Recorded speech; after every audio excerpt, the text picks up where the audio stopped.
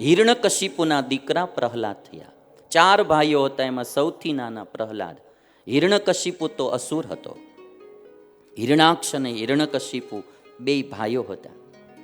અને એમાં હિરણ્યકશિપુના 4 દીકરામાં સૌથી નાના દીકરા પ્રહલાદ. આખું કુળ અસુર, પણ એ અસુર કુળમાં પ્રહલાદ મહાન ભગવાનના ભગત થયા.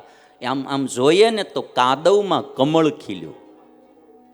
કાદવમાં કમળ ખીલ્યું. માહોલ તો આસુરી માહોલ હતો. હિરણ્યકશિપુનો આખો પરિવાર અસુર, અને અસુર પરિવારમાં પણ પ્રહલાદ દૈવી જીવ થયા. માહોલ હારો હોય ને હારું થવાય ને એ તો ઈઝી કામ છે, સરળ કામ છે. પણ મોળા માહોલમાં હારું થવું અને હારું રહેવું એ કઠણ કામ છે. પ્રહલાદને માહોલ મોળો હતો, અસુરોનો માહોલ, અને એમાં ભક્ત પ્રહલાદ થયા. અને એમ કહેવાય કે હિરણાક્ષને ભગવાને જ્યારે માર્યો ને, વરાહ ભગવાને, એટલે પછી હિરણ્યકશિપુની માં, હિરણાક્ષની માં રડતી હતી. ત્યારે હિરણ્યકશિપુએ માને એટલું કીધું કે માં તું રડમાં.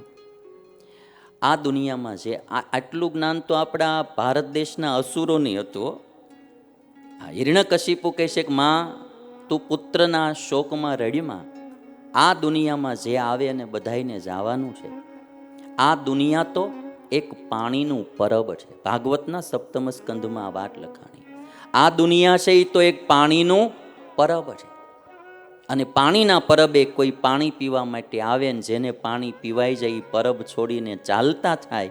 એમ આ દુનિયા એક પાણીનું પરબ છે. અહીંયા કોઈ આવે અને વળી પાણી પીવાઈ જાય એ ચાલતા થાય.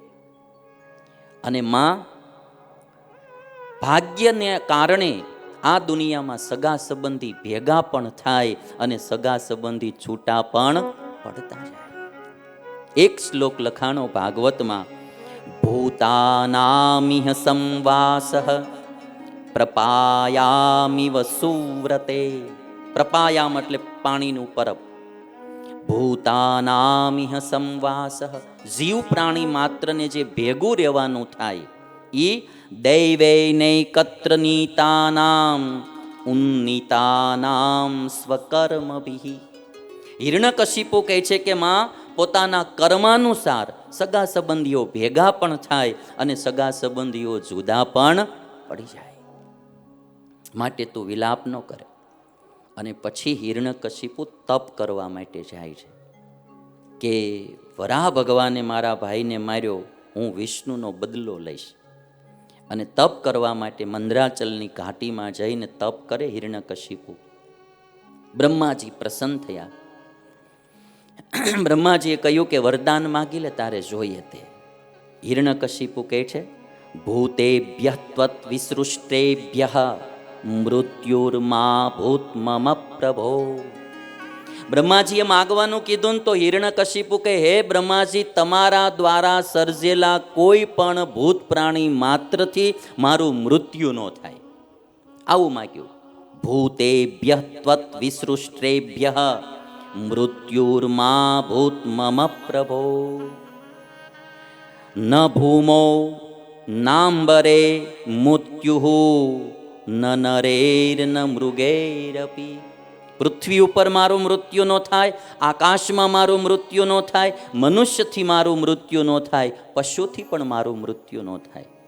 ઘરની અંદર મારું મૃત્યુ ન થાય, બહાર પણ મારું મૃત્યુ ન થાય. દિવસે મારું મૃત્યુ ન થાય, રાત્રે મારું મૃત્યુ ન થાય.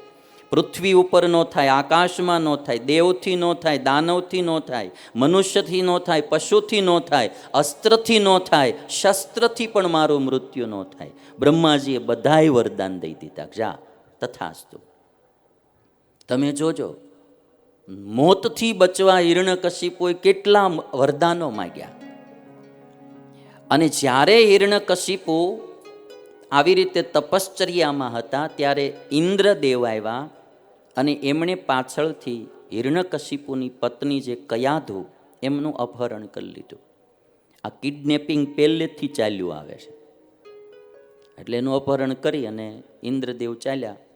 એટલે રસ્તામાં નારદજી મળ્યા અને નારદજીએ ઇન્દ્રને એવું કહ્યું કે તું આ કયાધુને છોડી દે. ઇન્દ્ર કહે છે કે એના પેટમાં હિરણ્યકશિપુનું બાળક છે અસુર, એને હું મારી નાખીશ, પછી હું આ કયાધુને છોડી દઈશ. અને ત્યારે નારદજી એટલું કીધું કે એના પેટમાં અસુર નથી, એના પેટમાં તો ભગવાનનો મહાન ભક્ત છે. નારદજી આવું કીધું, એના પેટમાં તો ભગવાનનો મહાન ભક્ત છે. અને નારદજીએ જ્યારે આટલી વાત કરી એટલે ઇન્દ્રદેવે કયાધુને છોડી દીધી. પણ ભાગવતમાં આટલી વાત લખાણી કે જ્યારે એણે એનું સાંભળ્યું કે આ કયાધુના ઉદરમાં ભગવાનનો ભક્ત છે, ત્યારે ઇન્દ્રદેવે કયાધુને પરિક્રમા કરી છે. કયાધુને આપણે ભગવાનને પ્રદક્ષિણા કરીએ ને, ઇન્દ્રદેવે કયાધુ હિરણ્યકશિપુની પત્નીને પરિક્રમા કરી, પ્રદક્ષિણા કરી છે. શું કરવા? કે આના ઉદરમાં ભગવાનનો મહાન ભક્ત છે. ભક્તનો હજી જન્મો નથી પ્રહલાદ.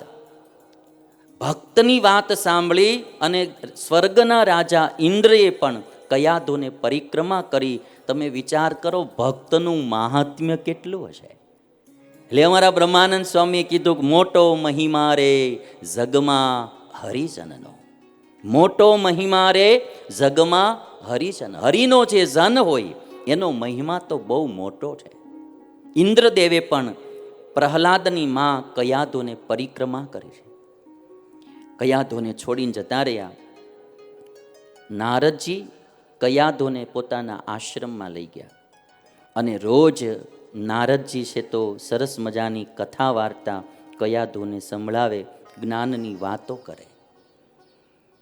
આમ વાત કયાધુને કરે ને લક્ષ્ય છે ઓલા બાળક ઉપર. અને પ્રહલાદને પેટમાં હતા પ્રહલાદ, ત્યારથી નારદજીએ આપેલું જ્ઞાન એ અને પ્રગટતું ગયું. એટલે નિષ્કુળાનંદ સ્વામી અહીંયા વાત લખે, ગર્ભવાસ માહીથી ગુરુ કર્યા મુનિ નારદને નિરધાર. જન્મા પછી ગુરુ નથી કર્યા નારદજીને પ્રહલાદે, ગર્ભવાસમાંથી માના ઉદરમાં હતા ત્યારથી એમણે ગુરુ કર્યા. ગર્ભવાસ માહીથી ગુરુ કર્યા મુનિ નારદને નિરધાર. નિશ્ચય કર્યું હરિ ભજશું તજશું સુખ સંસાર. ગર્ભમાંથી નક્કી કરી લીધું પ્રહલાદે કે ભગવાન ભજવાશે આ જન્મે કરીને અને સંસારના સુખ તરજી દેવાશે. વલસમી આપણે આ કથા સાંભળીએ ને તો એમ થાય ઘણા 80 વર્ષે કોઈ ગુરુ ન હોય લ્યો. અને પ્રહલાદે ગર્ભમાંથી ગુરુ ધારણ કર્યા. અને એટલા માટે તમે આમ જુઓ ને કે ગર્ભાવસ્થામાં નારદજી મળી ગયા, અસુર કુળમાં ભક્ત પ્રહલાદ થયા. એક સંત મળ્યા નારદ, તો આખી એની દિશા ને દશા બદલી નાખી ભાઈ.